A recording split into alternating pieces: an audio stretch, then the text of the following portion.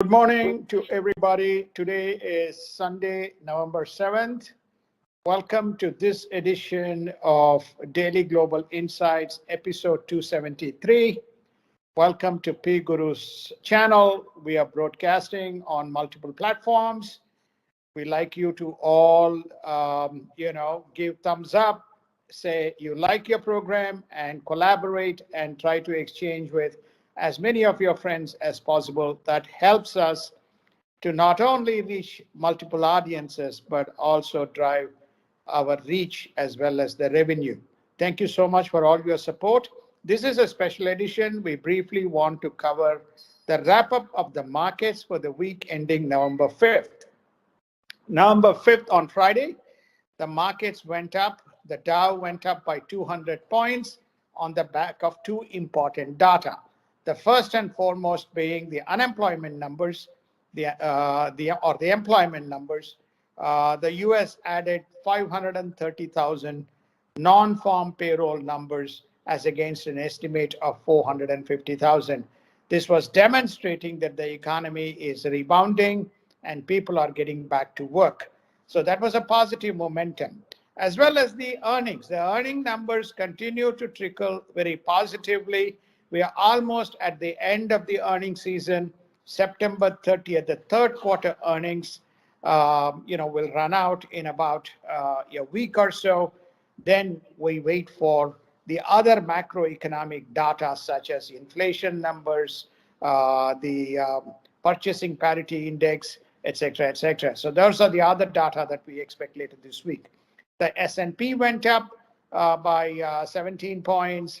The NASDAQ went up again. Year to date, Dow is up close to 18 points. NASDAQ is up close to 18 percentage points. And S&P is up 26%. So therefore, you can see that there is a consistent rise in the index driven by very positive earnings and very favorable interest rate conditions, which has seen the three indexes climb 18 to 26% depending on S&P, depending on Dow Jones, or depending on NASDAQ or S&P. The oil markets also behaved, and the crude and the WTI Brent is around the $81 to $84, so they're moderating around the numbers without getting spiraling out of control to $100 or so. The 10-year Treasury bonds, the yields came down from 1.65%. We were expecting yields to go up to around 1.7. They pulled back. They are around the 1.45% mark. The other parameter or the index that we report is around the cryptos. The crypto Bitcoin is around greater than 60,000. And then, of course, Ethereum is around $4,400. We continue to expect these cryptocurrencies to make progressive increments, of course, with volatility added to the market as we advance towards the close of the year. So what are the other indicators that we are looking at which has been priced into the market? One is the Fed announcement that notwithstanding the inflation numbers is expected to be highest in 30 years when they get announced later this week. The Fed believes that it can deal with the inflation under the present circumstances. Clearly, the markets have priced this inflation in its pricing, and we don't expect to see an interest rate hike before Q3, Q4 of next year or before the summer next year. As far as the bond purchase program is concerned, Fed has clearly announced they are going to continue to taper. That means they are going to have more and less of induced cash being injected into the economic system, as you see very positive trends in terms of the economic growth and economic outlook. Finally, I think that the other important data that we need to point out is, what does the market look like, within this context of bond purchases as well as the inflation rates. What we can expect to see is, again, as we close out a favorable earnings season, as we complete the end of the year, you will begin to see the end of the year income numbers continue to show a positive gyration and the markets wrapping up fairly well as we close out the year. What can we expect as we in the week ahead? More earnings. I think Disney is expected to announce earnings next week.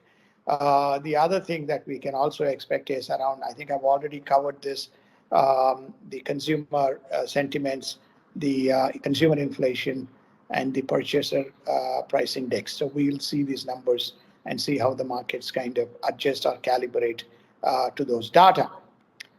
Finally, I think that the other news that the market has received very well is the COVID-19.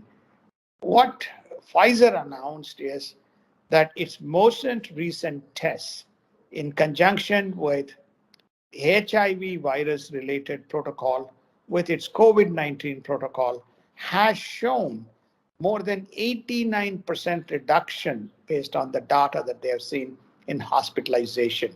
That shows that the industry, the pharmaceutical biotech industry, is gradually trying to gain control over the multiple versions of the virus that has crept into the system since first quarter or last quarter of 2019 or the first quarter of 2020 that has plagued us for the past 2 years. There was also a positive sentiment from one of the directors of Pfizer indicating that we should see the back of this by first quarter, second quarter next year. All this also drove Pfizer stock to go up by about 10.8, 10.9% on Friday, giving a big tick towards the Pfizer BioNTech vaccines and the new protocols that Pfizer is trying to introduce.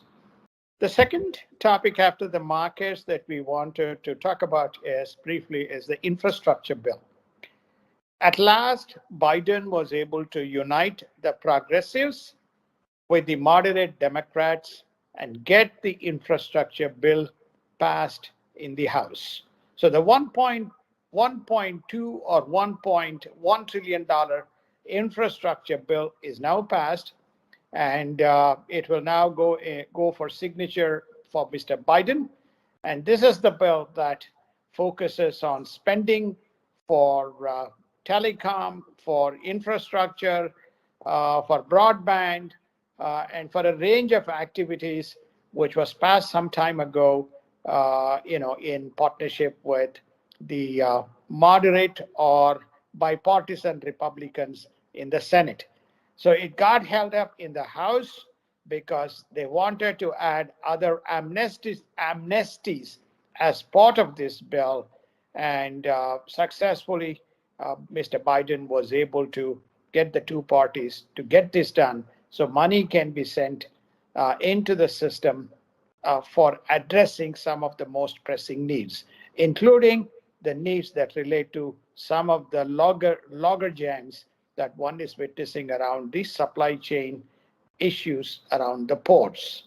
The bill was passed with 228 to 206 votes. And this is, again, one of the most unified Democratic votes. This is past the $1.9 trillion coronavirus relief package that was passed by the Democrats in spring. So after this, spring of last year, this is the a good outcome for the markets, and it's a good outcome for the economy.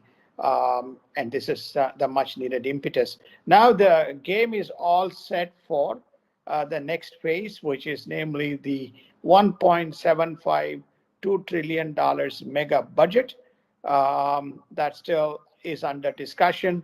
And one would assume that there would be another compromise between the moderate Democrats and the progressives to get that as well passed, which will then set Biden's economic agenda for his current presidency, covering what he calls as Build Back Better America, Build Better America program.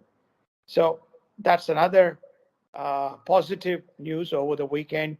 and we may see some uptick in the markets coming from the passage of that specific bill.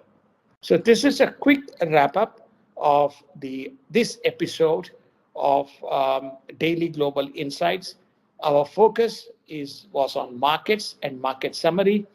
We look forward to seeing you back again on Monday when we will resume our broader or the longer edition where we will be touching on global insights and other types of news making headlines around the world. And that would be with Mr. Sri Ayarji hosting, and I'll be co hosting with him episode 274 on Monday, November 8th.